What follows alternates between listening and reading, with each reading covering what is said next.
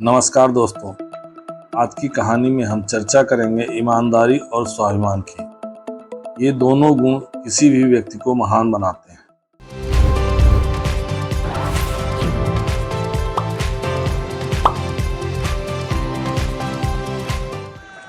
एक नाव बनारस में गंगा के किनारे खड़ी थी। यात्रियों से लगभग भर चुकी थी। रामनगर के लिए बस चलने वाली थी, किंतु उसे एक दो सवारियों का और इंतजार था। उसी नाव के बगल में एक नवयुवक खड़ा था। नाव चलाने वाला उसे पहचानता था, इसलिए बोला, अरे आ जाओ, खड़े क्यों हो, क्या घर नहीं जाना?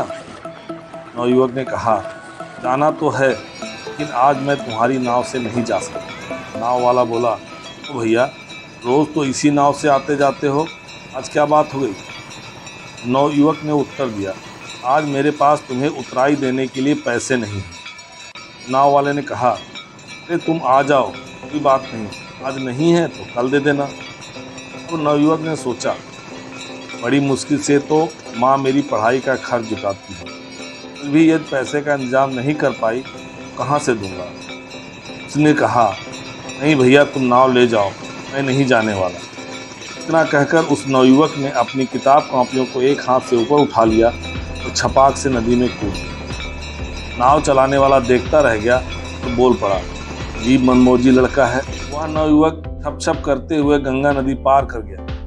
गंगा नदी के दूसरे किनारे पहुंचकर अपनी किताबें रखकर कपड़े उतारकर निचोड़ता है और भीगे कपड़े पहनकर घर पहुंच जाता है। उसकी माँ राम दुलारी बेटे की इस हालत को देखकर चिंतित हो उठी और बोली, तुम्हारे तो कपड़े भीगे हैं, जल्दी उतारो, नहीं बीमार पड़ जाओगे। नवयुवक ने सारी कहानी बताते हुए माँ से पूछा, हाँ तुम ही बताओ, अपनी मजबूरी में मल्लाह को क्यों बताता? फिर वह बेचारा तो खुद गरीब आदमी है, उसकी नाव पर बिना उतराई दिए बैठना कहाँ तक उचित। यही सोचकर मैं नाव में नहीं बैठा और गंगा पार करके आ गया। माँ राम दुलारी ने अपने बेटे को सीने से लगाते हुए कहा, बेटा तू एक दिन जरूर बड़ा आदमी बनेगा। वह नवयुवक कोई अन्य बालक नहीं बल्कि लाल बहादुर शास्त्री थे, जो देश के दूसरे प्रधानमंत्री बने। अपनी ईमानदारी और स्वाभिमान के चलते उन्होंने अपने 18 महीने के शासन में देश को प्रगति की राह दिखाई। दोस्तों, यह कहानी आपको कैसी लगी कमेंट करके ज़रूर बताइए। लाइक तो आपने कर दिया होगा, तो इस चैनल को जल्दी से सब्सक्राइब कर लीजिए।